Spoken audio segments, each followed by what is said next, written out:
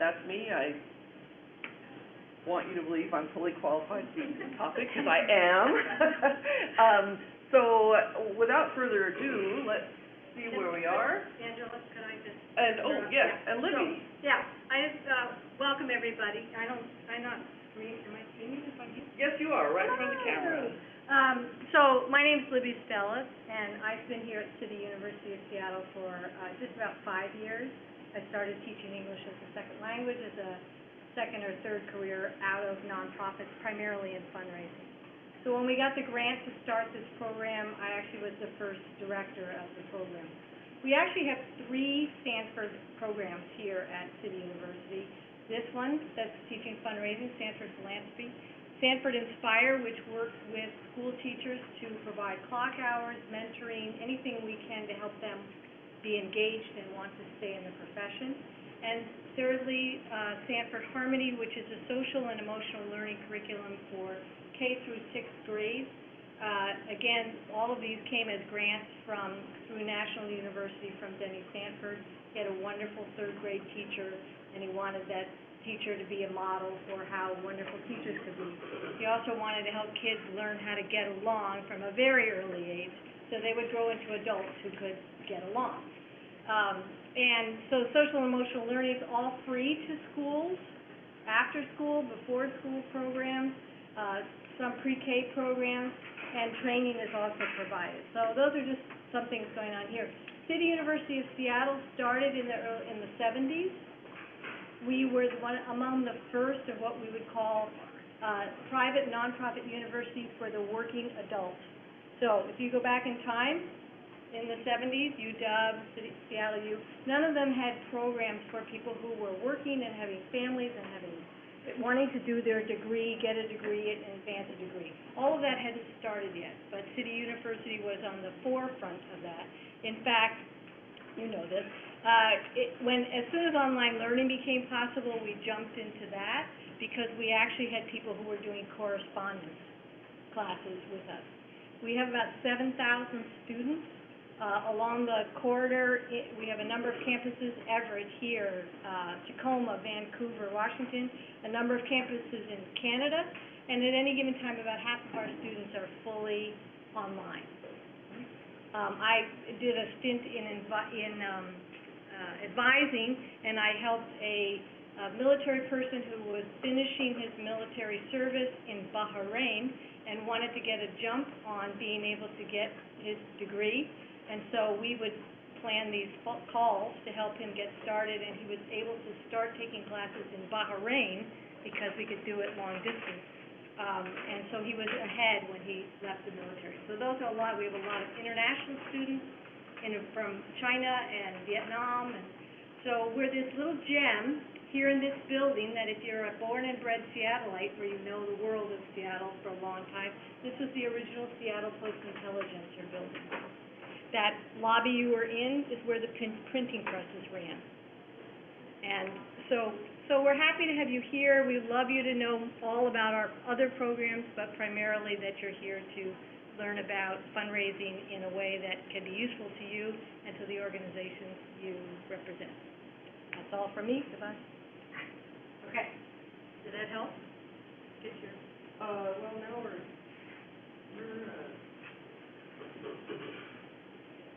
okay, so now you're seeing all the slides that we'll skip over. So today's takeaways, can everybody see? Sorry about the... Great. We're continuing to work on the technological aspects of this presentation. Oh. Is that okay? Of course it is. So what do I want you to leave here with? Yeah, Chris. We'll screen it off, though. Well, that's what we're trying to do. Oh. Yeah, believe. Yes, the screen. So we want you to think about fundraising planning as it supports your organization's strategic plan. Who in the room has a strategic plan and online? I see a few hands. And we want you to be able to use data to determine your fundraising strategy. Okay. And we want you to establish actionable tactics. So it's like an inverted pyramid, right? go from the big picture all the way down to the tactics and strategies that you're going to use to raise money across the coming year.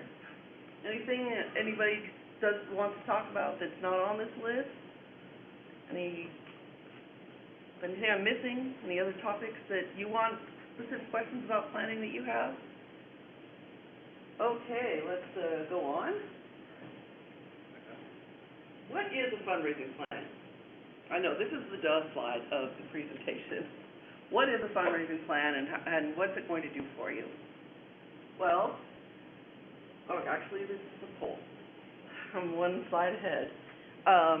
Okay, I asked about the strategic plan. How many of y'all have a fundraising planning process in place? 1, 2, okay. Believe me, there's no shaming and blaming here. Not in my 30-year professional career, which I hate to admit, but there you have it, I have never once gone to a nonprofit as a development professional and hadn't have a fundraising plan in place. Never once. In fact, it was fabulous because I was always a golden child. I would come in and do a simple plan, and the board would be like, oh, what's this? Wow. Oh. Okay, enough about me. The point is, like, again, no shaming and blaming. We're here to help you with that. So, number 2, we try to plan, but other priorities often outweigh the planning process. Number 3, we don't have a plan. We power through without one. Okay, so we've got a broad range in the room, and I'm not seeing the, what do we got going on online, Austin? We have, 8 people say that they tried, but their priorities outweigh it, and 3 saying that they powered through without a plan. So nobody with a really full planning process? Well, you're all here, right?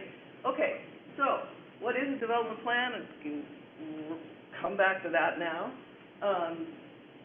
It is, the purpose of a development plan is to set the course for fundraising. Again, this is big to little. It's a roadmap, right?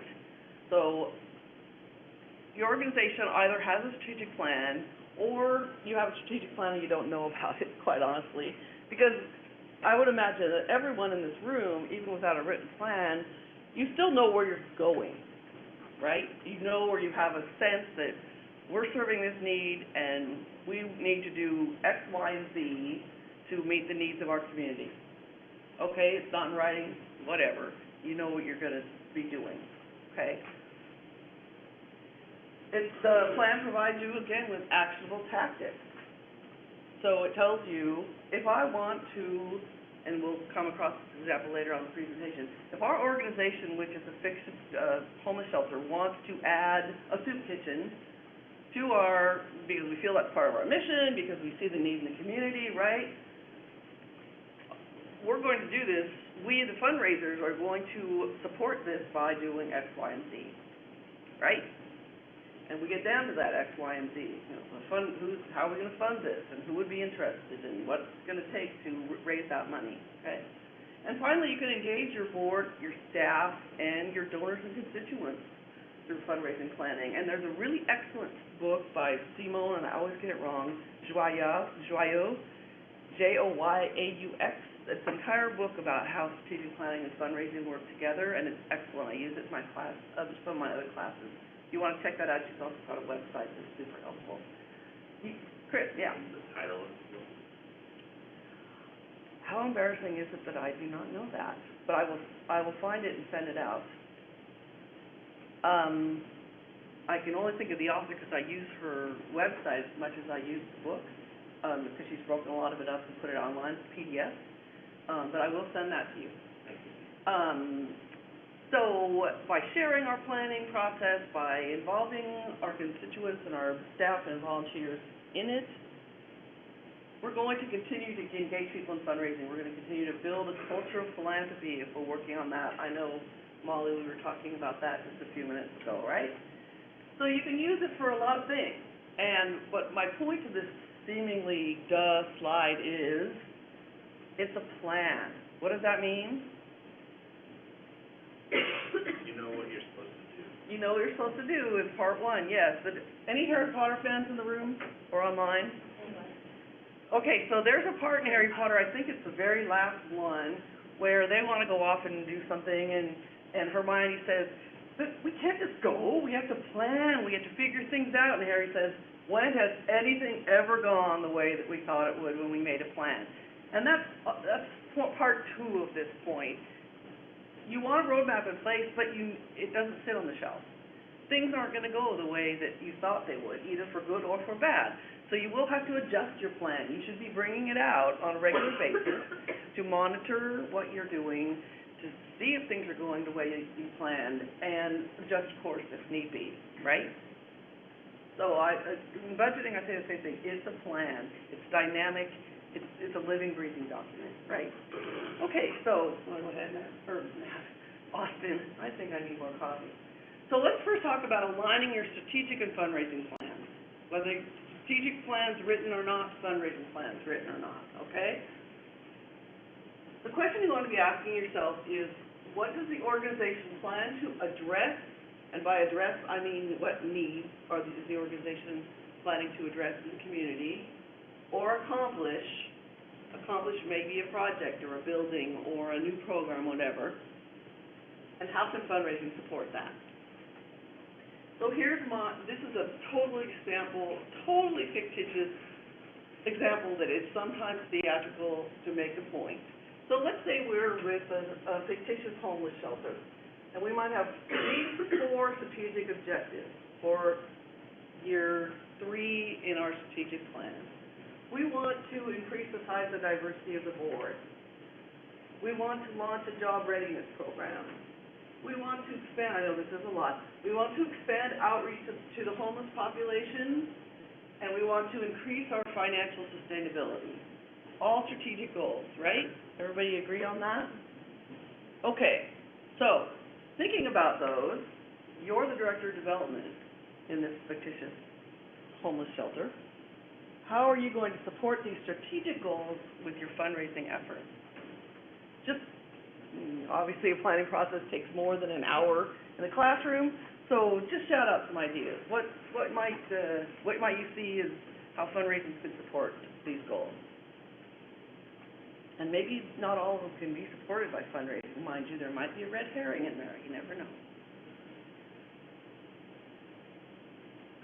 I think it's associated with everything but increasing size and diversity of the board. Okay. The other ones involve increasing revenue from, I'd assume, the year before. Right. And that's what fundraising does. Right, absolutely. Can do. And you'll notice that there are some goals that tend towards restricted project support, and some goals that could be seen as heading towards general operating support, or other sources, which right away is something you have to put in your mind, right? If we're trying to help the organization build a job readiness program, that's program funding. If we want to increase financial stability, we can do that in a number of ways, some of which are maybe restricted, some of which maybe not, okay? Okay, you ready to go on? So, whoops, this comes off the slide. So when you set your fundraising goals, and we've sort of started down that road already, they're informed by your strategic plan, and you want to be checking along the way that they are aligned with your mission and strategic plan. First of all, we always want to raise enough money to keep operating, right? That's the bottom line, no pun intended. First and fundamental, sufficient revenue to fund delivery of the mission.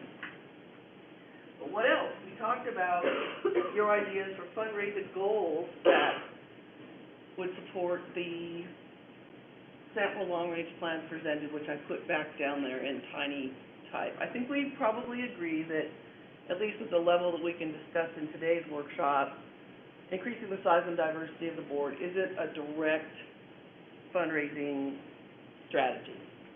Do we agree?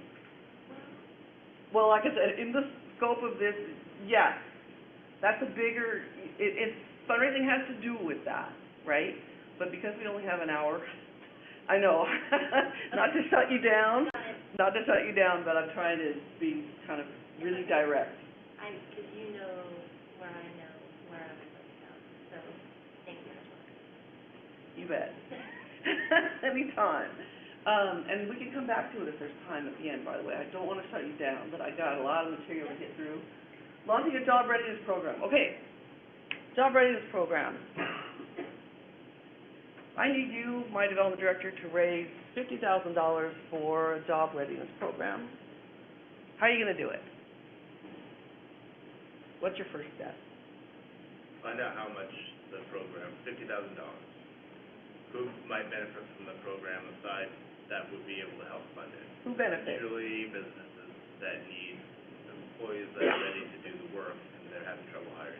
So you're putting a good, something really good out there, at least for me. The first thing I always think about when someone asks me if I could raise money for something is, who cares about this? And I don't mean that in a flip way, but it's like, who cares about this project? Who could be invested in it? Who thinks it's important? Right?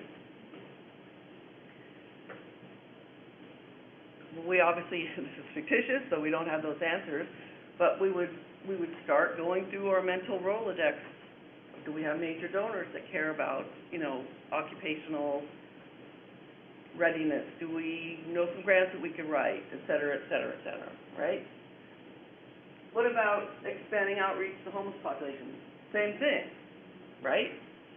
In this example, though, and it's intentional, there would probably be some greater capital needs. Like, if we're going to go driving around and trying to meet the homeless, those experiencing homeless where they are, we're going to need a van. We're going to, need some equipment that is a different way of raising money, perhaps, than we would to fund the staff or the other things that were associated with that new program. And a lot of, there's, as you can see, because I'm talking through quite vaguely, a lot of partnering with your colleagues at work and the program people are important at this point. What are you going to need? How much do you think it's going to cost? And then within your development team, who's interested in this kind of project? What opportunities are out there for funding? Could we do, and this is wacky, right? Could we do an event? Could we write a grant? I know, no idea, I know, I'm throwing all the crazy ideas out there so they can be discarded, right? And then increasing financial sustainability. Well, what does that mean? What does that look like? What could it look like? There are a number of things it could look like, right? A surplus, a cash reserve, who knows what that might look like. And that presents yet another opportunity, another item for the menu that you're considering when you're thinking about how to plan your year and approach the donors that are going to want to partner with you on your activities, on your strategic activities that are determined by the entire organization, board and leadership, okay? Everybody with me so far? Okay. Anything online? Everybody good out there? Hello? Okay, let's go ahead and go on then. So, after you've considered the big picture, you're going to, next slide. You're going to consider the market, and I want to note, folks, when you get the slides from me, and you will, I put links at the top of each kind of broad topic that link to more reading sources on it. I found this wonderful report on macroeconomic factors that affect fundraising. Everybody tells you to do a SWOT. I've been hearing you got to do a SWOT ever since I was this big, right? And I've always been kind of like, well, why? I don't understand the connection. Yes? What is a SWOT? A SWOT is it's a marketing analysis that looks at the internal and external conditions in your marketplace, be that local, regional, or even national. And you look at your strengths, weaknesses, opportunities, and threats. So, for example, this reading macroeconomic factors, I was like, well, I know that there are political factors that affect fundraising. For example, the tax changes that have gone on over the past year and a half or so. But there were a number of others, and it gets down to it, the GDP and all kinds of things that affect people's disposable income, right? So have a read if you want to. If not, just know that you need to consider, you can do what I would call the PEST, which is PEST is totally the external market, okay? the political, economic, socio-cultural, and technological factors expected to impact your donors, your organization, or the nonprofit sector. Let me give an example. I just did Give Big. I was on the advisory council for them, and I actually served as consultant for a nonprofit that deals with immigrant rights. Well, what's going on in the political realm right now, right, and sociocultural realm? They went nuts on Give Big because a lot of people are riled up about this. That's something, it sounds maybe a little mercenary, but that's something you can think about when you are thinking about planning your fundraising. What's going on in the external environment that's going to impact negatively or positively? Because in this case, for them, and it sounds kind of twisted, but it was positive because they were able to like quadruple their Give Big Day because people care about it. They're riled up. Economic, we can all go back 10 years to the big recession, right? Everybody's fundraising tanked because people had no money. Their unemployment was high, the banks were going out of business, foundations' portfolios were plummeting. They went, 30% of foundations stopped giving during that time, for example. That's the kind of thing you need to kind of know about when you are making your plan. And if you, like I said, if you want to read that report, I found it super awesome and helpful. It's up to you, of course. The SWOT analysis is, again, external and internal. So if you do a PEST, you don't necessarily have to do the OTT, the opportunities and threats in your SWOT, but you should do your strengths and weaknesses. And you need to sit back and really be honest and candid with yourself about what are our strengths as an organization and as a department, and what are our weaknesses as an organization, as a department, and how can we either improve those, capitalize on the strengths, or not count on something that requires an area that we're weak in. Okay? If you sit down and think, oh, we should do a big, huge gala, but you have no development staff, unless you can afford to hire a consultant, that's a weakness that will impact your fundraising plan, right? No judgment being cast, it's just you don't have the bandwidth, okay? And galas take a lot of it, right, Jen? You also might want to have a look at your competitors of similar size, similar mission, in your market, and say, okay, how are they performing financially? Does everybody know that you can get a lot of information off of 990, the nonprofit's 990? GuideStar has them, Foundation Center Online has them. You can go out and find out what people are spending on fundraising, what they're bringing in by category, how much they pay for their make-off events, salaries, et cetera, and see what your colleagues are up to. And maybe you can infer some strategy from that, or if you're in a non-competitive or friendly type market, call them up and say, hey, I see that you did X. I know that you did that. How did it work for you? Would you have any advice for me, et cetera, et cetera. Okay? All right, well, look what we have to move on. So you considered your market. Now, beg your pardon. You also might want to have a look at Philanthropy Trends. Now, today, June 18th, is the big release of Giving USA. Giving USA is a report that's compiled every year. It's done by, I believe, it used to be the independent sector, but I think they're their own nonprofit now. And that is an exhaustive, and I don't say that in a pejorative way, it's a very detailed analysis of philanthropy in the U.S. for the previous year. So in this case, it would be 2018.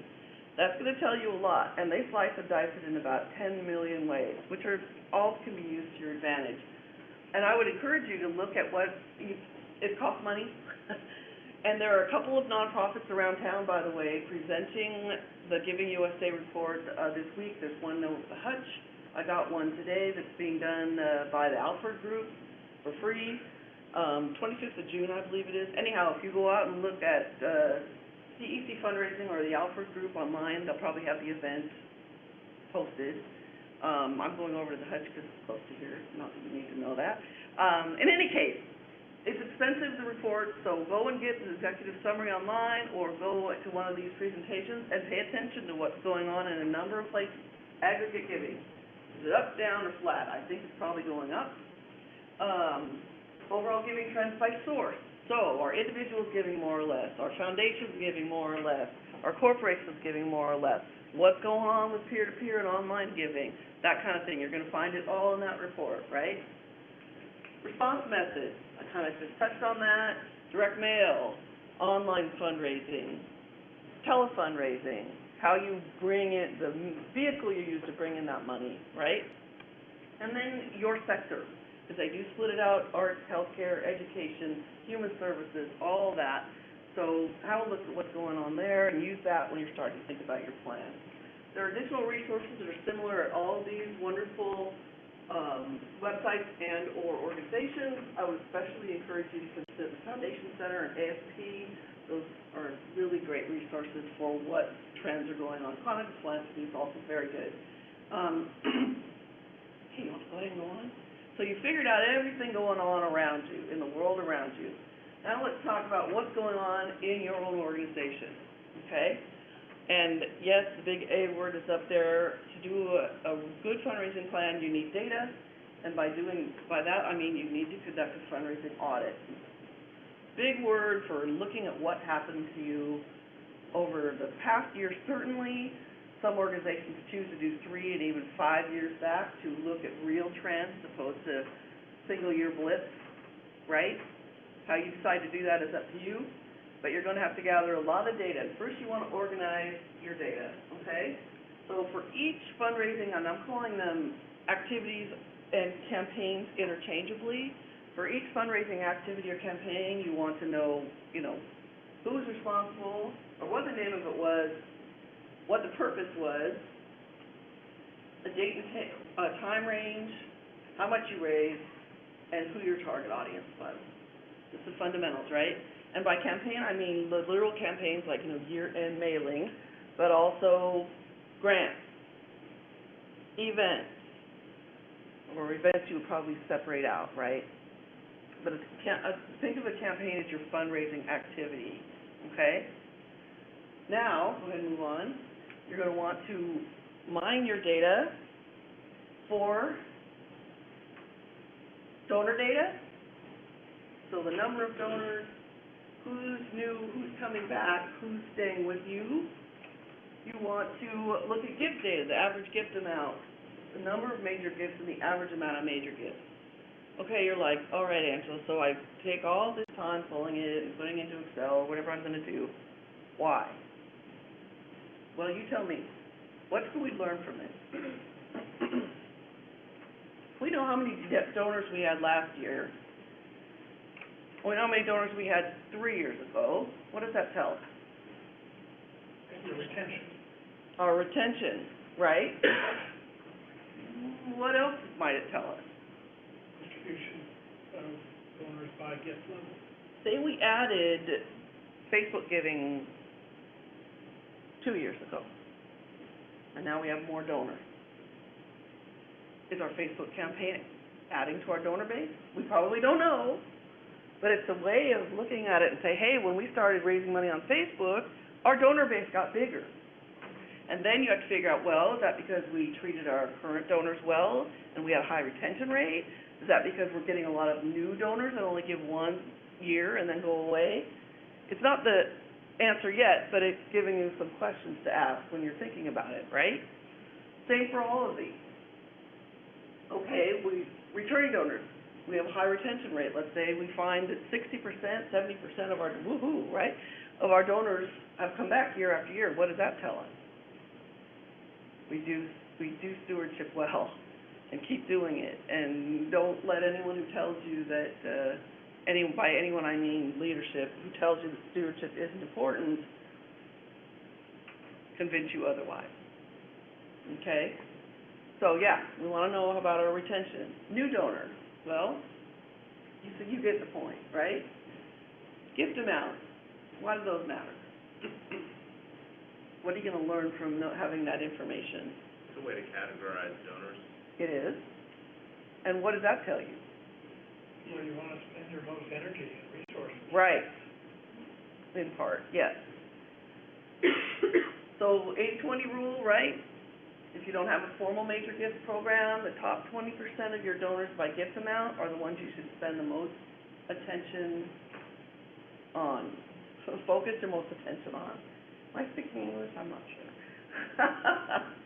It also tells you if you can slice your data in a way that shows you a donor's tenure and their average gift amount. Say donor X has been giving you for 10 years, but has been giving $50 a year. Not to disrespect a $50 a year donor, but what's that 10-year tenure going to tell you?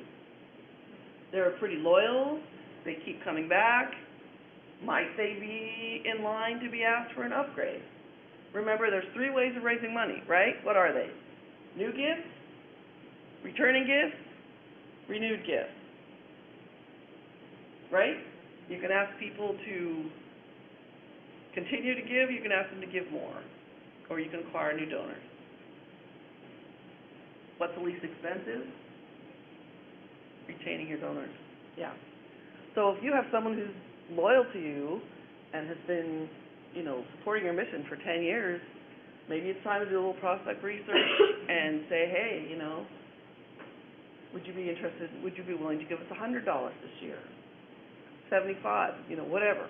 You can go through your folks and use the data to check that out. Okay? Looks like you have a question. No? Okay. I look back and see this, do I? No, you look engaged. You look engaged. I also, yeah. I have a question, you may be getting to this, Nikki. Given that stewardship and fundraising are so inextricably linked, would a good fundraising plan include as a component of your stewardship? Absolutely. By revenue category, which is how I do my fund. Folks, I forgot the disclaimer at the very beginning.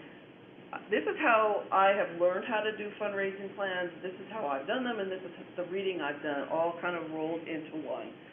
There is no right or wrong way, okay?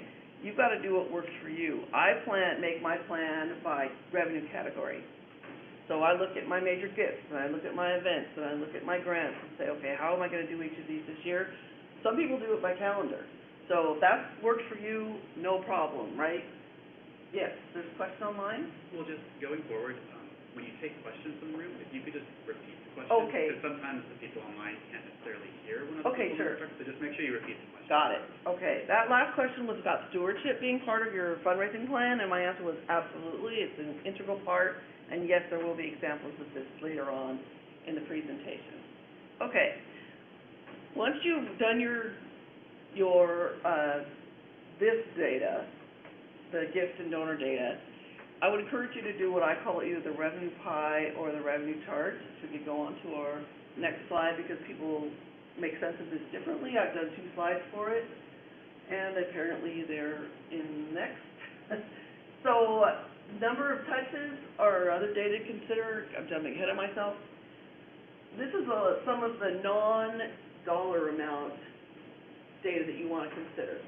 How many times did you reach out to your donors, either to get a gift or to steward them? Newsletters, invitations to events, personal phone calls if you're the major donors, whatever.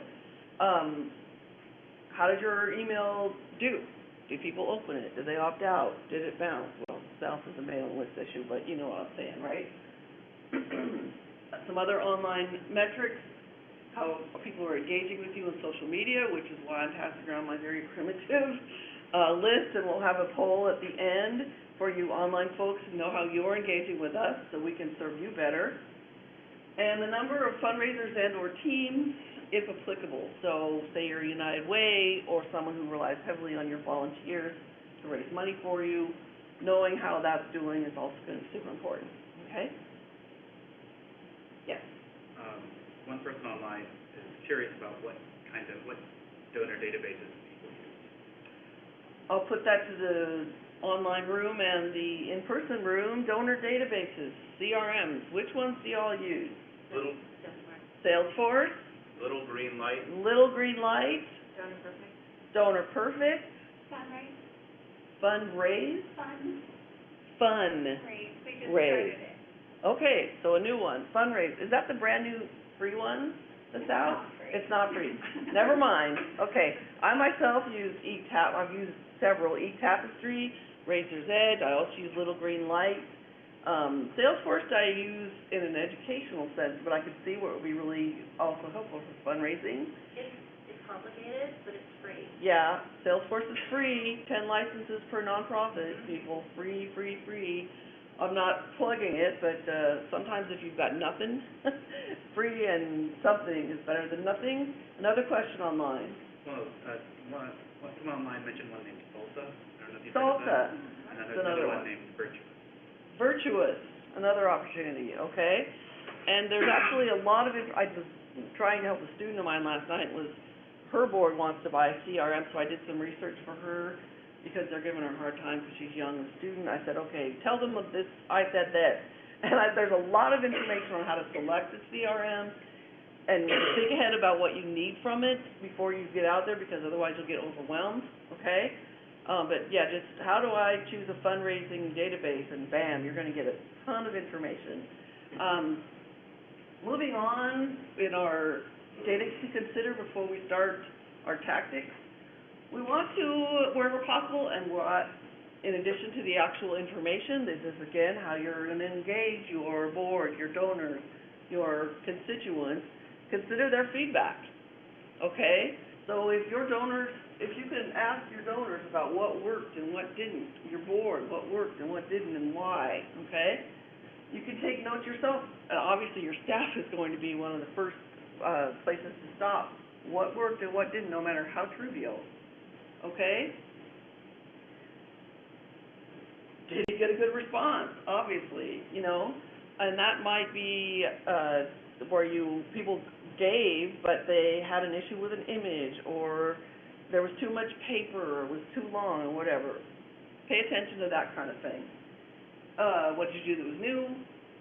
And then again, speak with your donors and volunteers, and if you survey them after, and this has become more common after events, but in my head, and there's a brain trust in the room and online, so if anyone has ideas, I was trying to think, how would that work for major gifts? I mean, you aren't going to send someone a major gift survey and say, did you like the way I approached you? Are you? Or are you? Anyone have any thoughts on that? Or how would you do it with your, Janice? Oh, yeah. How would you? Yeah, Chris. I don't know, would it make sense to take this top 20% of donors that you say and ask them if they even want to have a gala or something like that? Absolutely. I've done that with donors in a focus group situation. Said, yes, are you enjoying the benefits you get from us? Do you understand where your money goes, et cetera, et cetera? So, yes, Jen. Well, I would say to get the donor/volunteer feedback, it would take time, but it's a perfect opportunity to do more personalized stewardship and engagement by asking them, for their thoughts without asking them to give again. So, Chris, It's an opportunity to meet. I forgot to repeat the question. Chris had asked about talking to your major donors about what they thought was a good direction for the organization in terms of fundraising. Like, should we have a gala? And I said, yes, that could work. And Jen was just supporting the idea that getting feedback from volunteers and donors is a great way to engage them. I hit what you said. What did I say? Engage them as part of stewardship. As part of stewardship, And you're asking for their feedback and their thoughts. You're asking for their feedback and thoughts. Without asking them for more money. Without asking them for more money. What's the thing about it? You want money, ask for advice. If you want advice, ask for money. It plays out in the real world as it turns out. Any questions from the online folks before we move on? No. Okay, so we've pretty much gotten through the steps of the fundraising audit. Now, what are we going to do with it all? Go ahead. Well, first of all, we're going to take a little tiny break. Everybody, stand up, stretch. We've hit 42 minutes now, and that's about as much attention span as a human adult is supposed to have. So go ahead and get some oxygen for your brain. Online people, take a bite of your lunch or whatever you're doing out there. Okay. Good, thanks for joining us. I know, I'm just gonna grab some coffee. Coffee is always important, right, Ekaterina? She's known for her coffee consumption. All right, so, we've got all this fabulous information. We have oxygen in our brains now. What are we gonna do next? So I have a question though. Question. Wouldn't part of your analysis or your audit also be to consider the, capacity of your staff and your program? Yes, so the question is, you have available? the question is, wouldn't part of your audit also be to consider the capacity of your staff, the resources you have available? And my answer, which probably sounds nitpicky, is yes, but it's more, I'm framing it in consideration for your planning. So that's next, right? Your audit is looking back, what did we do? And did it work? Okay. Your planning looks forward and says, what can we do? And absolutely, do we have the resources at hand to do it? Good point. So we are now looking, we're gonna take our data and do some things with it. First, I would encourage everyone to look at what I call the revenue model. And that you can look at as a chart or a pie, which I have put together for the next couple slides. And that shows you the diversity of your revenue streams, okay? So generally, nonprofits are stronger when they have multiple revenue streams, when they're not overly dependent on one grant or one event, right? And looking at this chart or this pie is going to tell you that right away. So we're going to do that. We're going to look at historical data for each campaign. We've already talked through that. And another great link here, evaluating your fundraising campaign. You can read that to look at more questions you would ask yourself and directions that you would take based on those answers, right? Potential new revenue sources. Now here is exactly what Jen was talking about. Can we implement and support them? Are they in line with our mission, and what resources are required to achieve those revenue sources? Again, the example of the gala comes back. If you don't have a development staff and can't afford to hire a consultant, you might want to think twice about deciding to do a huge hotel gala with an auction and thousands and thousands of people hours involved in putting it on, right? Simple example. And then we're going to go about selecting our strategies for the coming year. So if you want to go ahead, Austin, here's my pie because I couldn't resist. This is my fictitious homeless shelter. These are their revenue sources. Okay, what do you see right away? For those of you who learn visually. Half of it is blue, which is grants. Okay? Do we think this is, it's not, horrendous, but could they be risking their stability by continuing to rely so heavily on grant funding? It would depend on how many grants and what right? diversity of funding sources. If it's all one right? source, it's very risky. Right, and we've also gone to our Giving USA data and said, grants are on the decline. Foundations aren't giving money as much as they used to. Again, it's all fictitious, folks, right? But we know we depend on them a lot, and they're on the decline. So maybe we better think about diversifying a little bit, right? So that's the pie going on. If you learn better by looking at numbers, here's what your sample revenue model is going to look like. So this is over a 5-year period, right? Because that's how I do it. Again, you don't have to. So your grants are 49%. Your major gifts, you've discovered, are 5% of your income. And this is very theatrical, again, exaggerated for effect.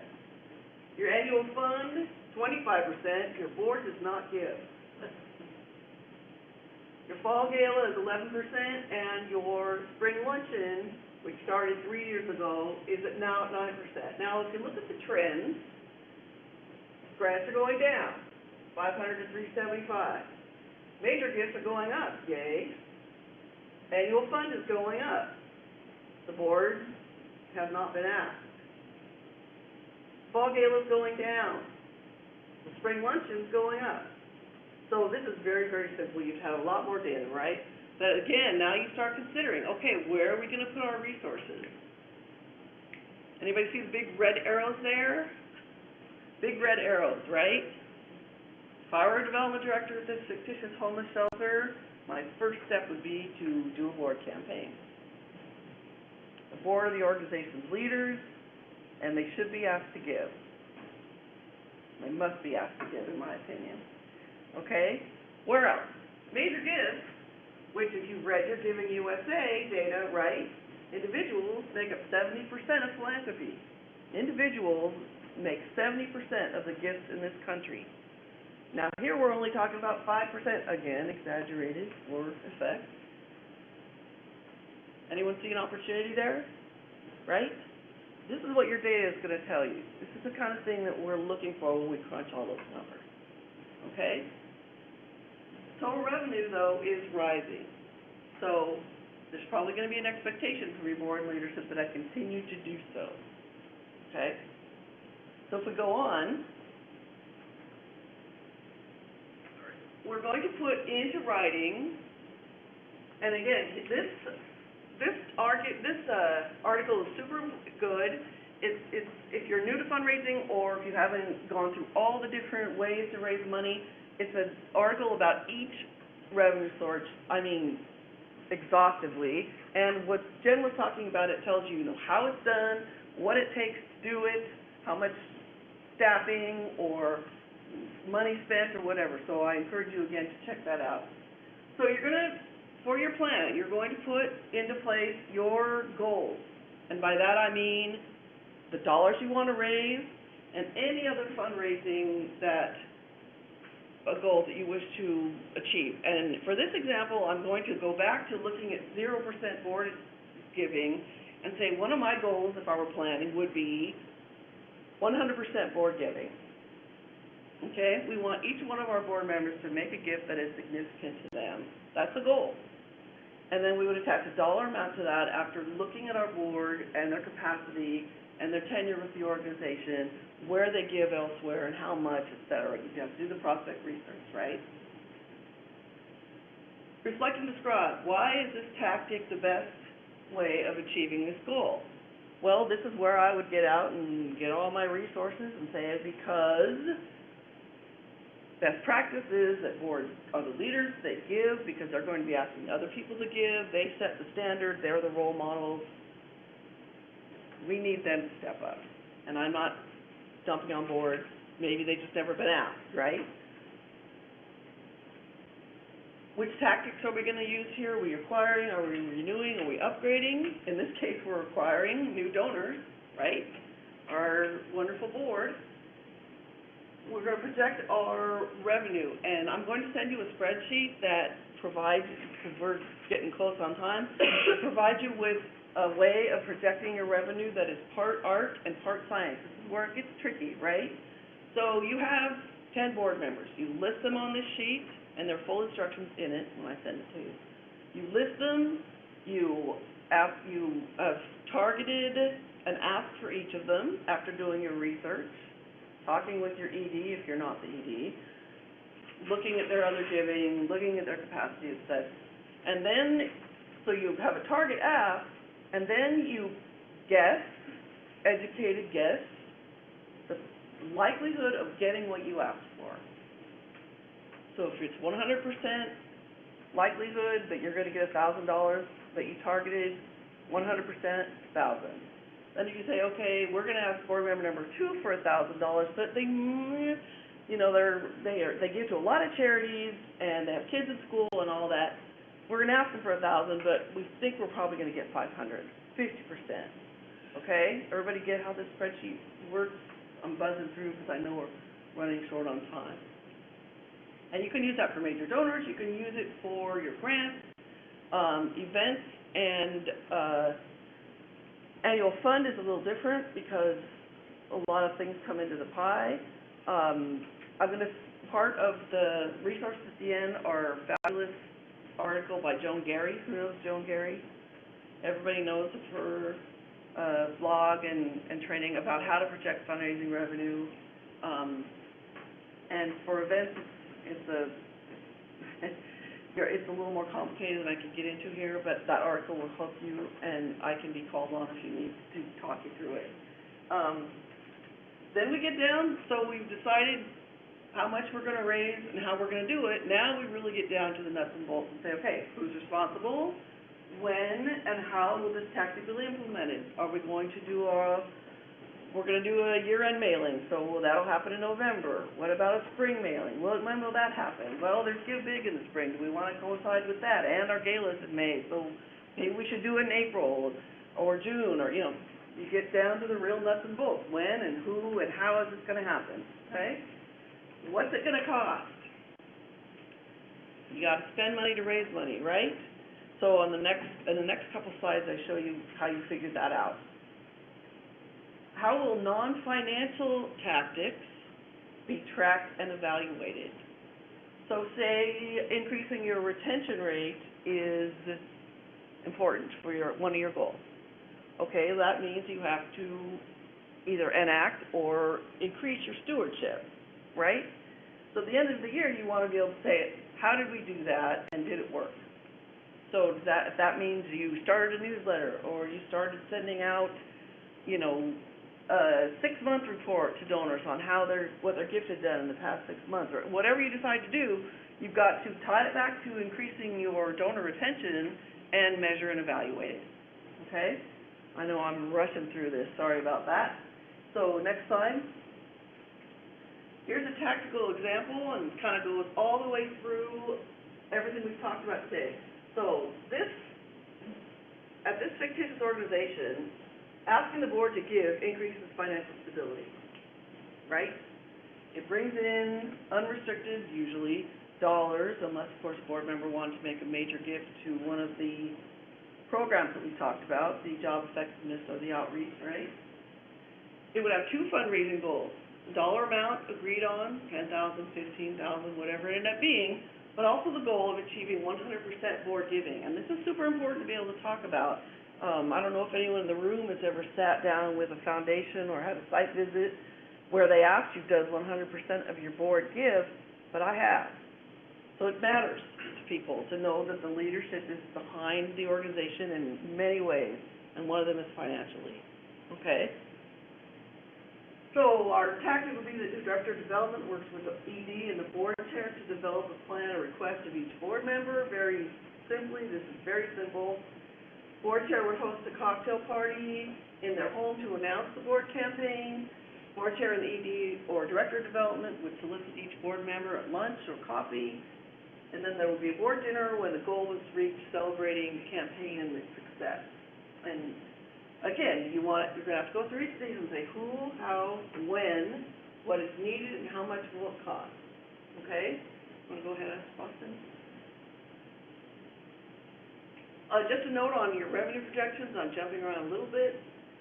You want to include next year's projections and based on your planning, last year's or years, do 3 to 5, for example, actuals, and you saw that in the table that I showed you.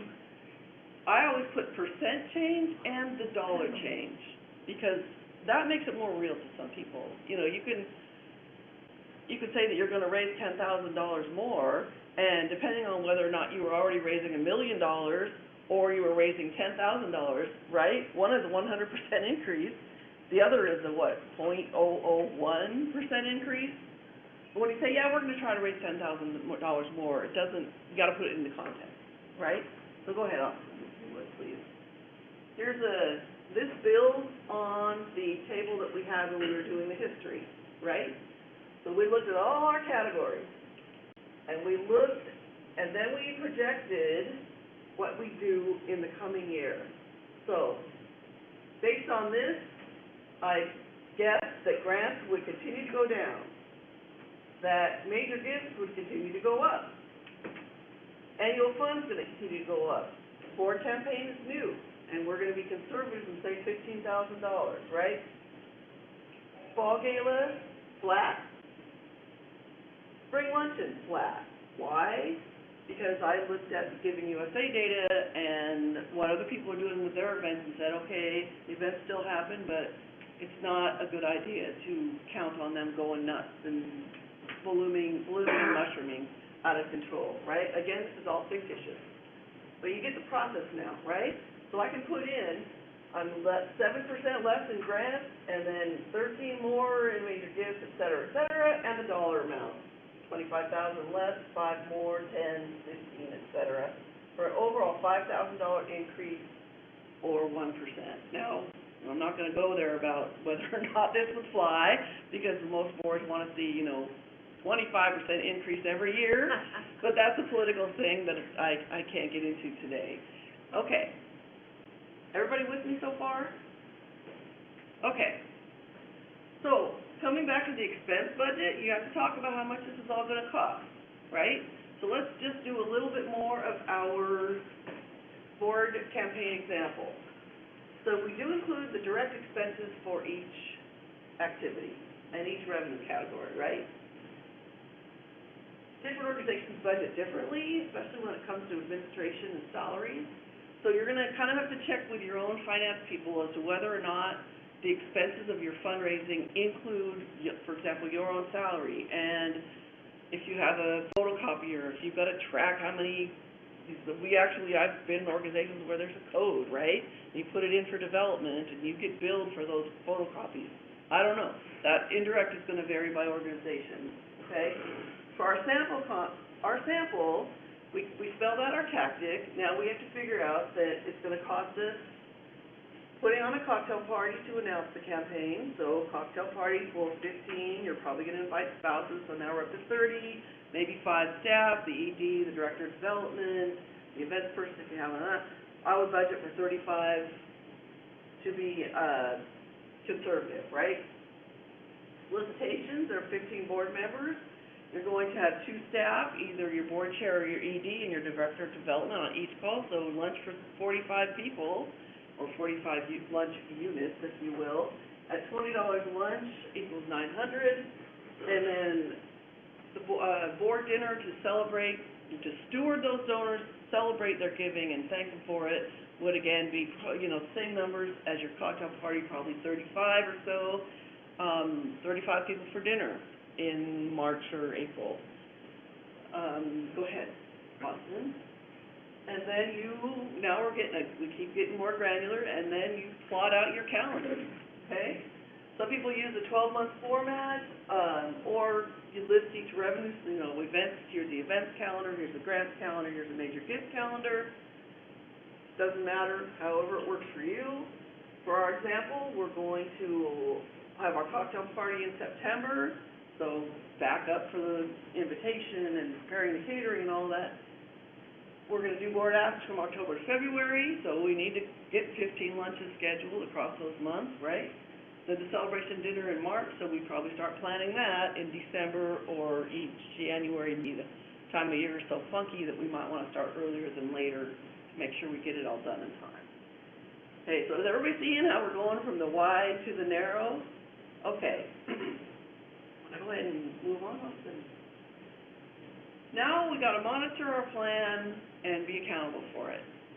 So I always share drafts with everyone under the sun, your ED, your development committee, and full board as appropriate. They don't always want to see it, but ask. I would present it at a full staff meeting, so the staff knew what we were up to, okay? That we weren't just going off to have cocktails with the board in September because we felt like it, but it was all part of strategy to give them to get them to support the organization and their activities. We need to develop a system for monitoring our non-financial goals. We already talked about that, right? And we need to report on our progress and check it at regular intervals. It's a plan, so nothing's going to go the way that we planned it to. Does it ever? No. So, I monthly or quarterly, I would go back to that plan and say, okay, we're supposed to be here. Are we? And if not, what are we going to do about it? So you aren't sitting there, 6 weeks before year end going, oh no, none of the stuff I planned worked, and now we're going to have a deficit, and what can I do about it? And pick up the phone and freak out, calling people. Okay. Everybody with me? I know I'm just throwing all kinds of stuff at you. Go ahead.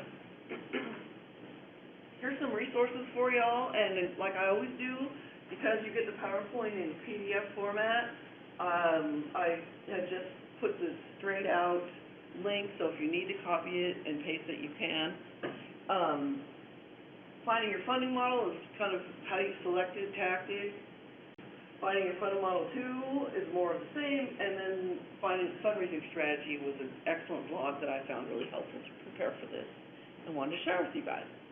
So, next, we have poll number 2, which you folks in the room have already kindly put on the sign-in sheet, but if you online people, I don't know if you heard me saying that we're trying to figure out how people hear about us so we can do more of the same. Remember, you're only going to hear from us when we want to give you something for free, i.e. these trainings. So if you would be willing to share with us how you learned about this, we would really appreciate it, because we're going to try to do more of that, right? We'll give you a minute to fill out the poll. Any questions from anybody here, or comments, or ways that we can help? Question. So, Jen? we have a gala, and then we also, have like a spring campaign, and so is it individualized where the board members feel like, well, I'm gonna do the gala, so I'm not gonna do the spring campaign, or we talked about doing a board campaign, and they put the kibosh on that, they didn't want to do that, so it was like right on the heels of the gala. So there's a question about, and I think this is about expectations of the board contributing, and if there's a spring campaign and a gala, both, should the board be expected to make a gift to the spring campaign if they are attending the gala? That's, in my experience, and please jump in, everybody, that kind of depends on the expectations that were set up for them from the outset, and maybe you already know this. When the boards I've been on, some of them, we sit down with the ED and the development director at the beginning of the year and say, okay, this is how I'm going to support the organization. I will buy a table, I will make a gift at year end, I will bring 3 friends to our open house, whatever you're gonna do, right? That, is a little bit more systematic and organized in some organizations than it is in others.